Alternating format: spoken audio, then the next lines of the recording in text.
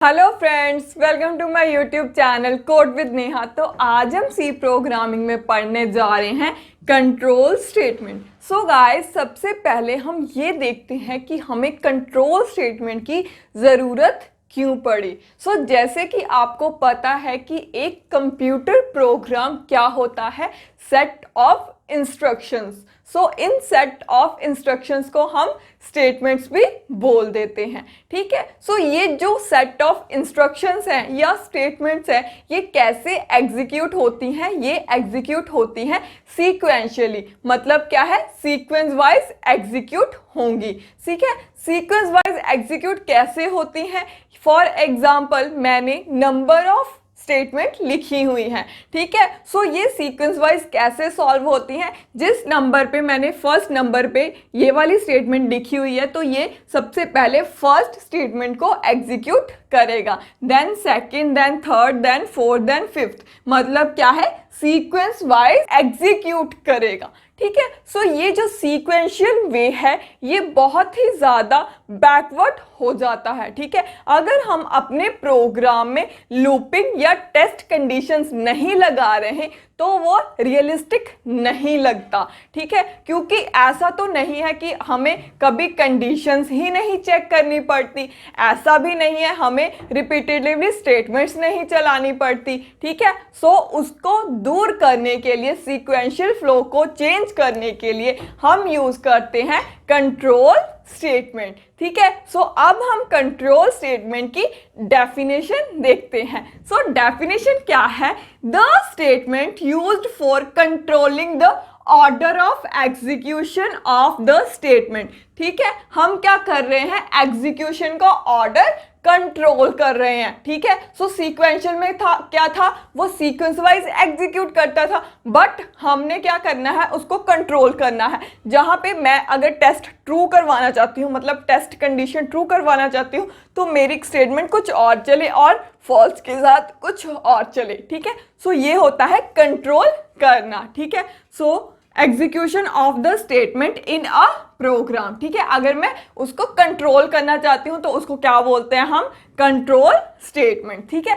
Control statement हमारी सी programming में 3 categories में डिवाइड करी गई हैं। ठीक है। सबसे पहले आ जाती है हमारी decision control statement. Decision control statement क्या है? डिसीजन कंट्रोल स्टेटमेंट में हम बेसिकली चेक करते हैं टेस्ट कंडीशंस। ठीक है। हम ये टेस्ट कंडीशन किस बेसिस पे चेक करते हैं? हम ये जो टेस्ट कंडीशंस है वो रिलेशनल ऑपरेटर या लॉजिकल ऑपरेटर यूज करके करते हैं। ठीक है। रिलेशनल ऑपरेटर और लॉजिकल ऑपरेटर के बारे में पता होना चाहिए, तभी हम डिसीजन कंट्रोल स्टेटमेंट पढ़ पाएंगे। ठीक है। और डिसीजन कंट्रोल स्टेटमेंट को हम डीपली आगे आने वाली वीडियोस में करेंगे। और डिसीजन कंट्रोल स्टेटमेंट में भी हमारी डिफरेंट कैटेगरीज है। हम हर कैटेगरीज को डिटेल में करेंगे आगे आने वाली वीडियोस में। ठीक है। सबसे पहली क्या है हमारे पास? इफ स्टेटमेंट, देन है if else statement, else if ladder statement, nested if else statement, switch statement. ठीक है। ये जो डिफरेंट स्टेटमेंट्स है, इनमें एक चीज मेन है। क्या मेन है? कि हम इसमें टेस्ट कंडीशंस चेक करते हैं। बाकी सब हम डिटेल में आगे आने वाली वीडियो में करेंगे। ठीक है। देन कंट्रोल स्टेटमेंट की सेकंड कैटेगरी आ जाती है लूपिंग स्टेटमेंट। लूपिंग स्टेटमेंट को हम आइटरेटिव स्टेटमेंट भी बोलते हैं। आइटरेटिव स्टेटमेंट्स हम क्यों बोलते हैं? क्योंकि हम इसमें नंबर ऑफ आइटरेशंस करवा सकते हैं। ठीक है। फॉर एग्जाम्पल, मैंने 10 टाइम्स हेलो वर्ल्ड प्रिंट करवाना है। अगर मैं सीक्वेंशियल स्टेटमेंट यूज करके करूं तो मैं क्या करूंगी? 10 टाइम्स प्रिंट ऑफ में हेलो वर्ड लिखूंगी। ठीक है। ये प्रोग्राम मेरा एफिशिएंट नहीं होगा। ठीक है। उसको 10 टाइम प्रिंट करवाने के लिए मैं लूपिंग या आइटरेटिव स्टेटमेंट यूज कर सकती हूं। ठीक है।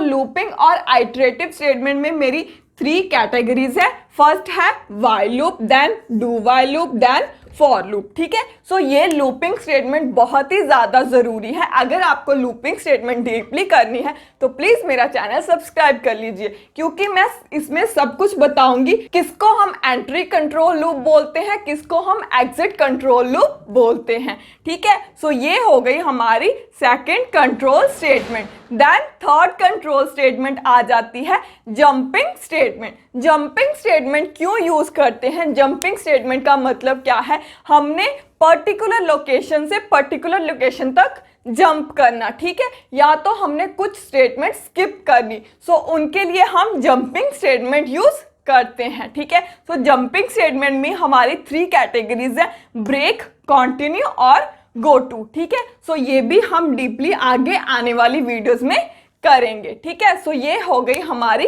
Control statement. सो बेसिकली आज की वीडियो का मेन मोटिव यही था कि आपको बताना कि कंट्रोल स्टेटमेंट में कौन कौन सी कैटेगरीज आती हैं, क्योंकि कई बार हमें क्वेश्चन आ जाता है कि कंट्रोल स्टेटमेंट के बारे में लिखो और जो कंट्रोल स्टेटमेंट की कैटेगरीज है उनके बारे में लिखो। ठीक है, सो हमें यही नहीं पता होता कि कंट्रोल स्टेटमेंट के अंडर क्या क्या आता है। हमें इन सब के बारे में पता होता है, बट ये नहीं पता होता कि इनकी अपर कैटेगरीज कौन सी हैं। ठीक है, सो ये हो गया कंट्रोल स्टेटमेंट। सो गाइज, आज की वीडियो में हमने कंट्रोल स्टेटमेंट्स के बारे में पढ़ा और ये पढ़ा कि हम कंट्रोल स्टेटमेंट क्यों पढ़ते हैं। सो होप आपको क्लियर हो गया होगा, होप आपको समझ में आ गया होगा। अगर आपको समझ में नहीं आया, इसमें कोई डाउट हुआ तो प्लीज़ कमेंट करके ज़रूर बताना, और अगर आपको वीडियो पसंद आई तो लाइक ज़रूर कर देना, और जिसने सी प्रोग्रामिंग सीखनी है उसके साथ शेयर भी ज़रूर करना। और अगर आपको भी सी प्रोग्रामिंग अच्छे से करनी है तो please subscribe my YouTube channel. Thank you so much.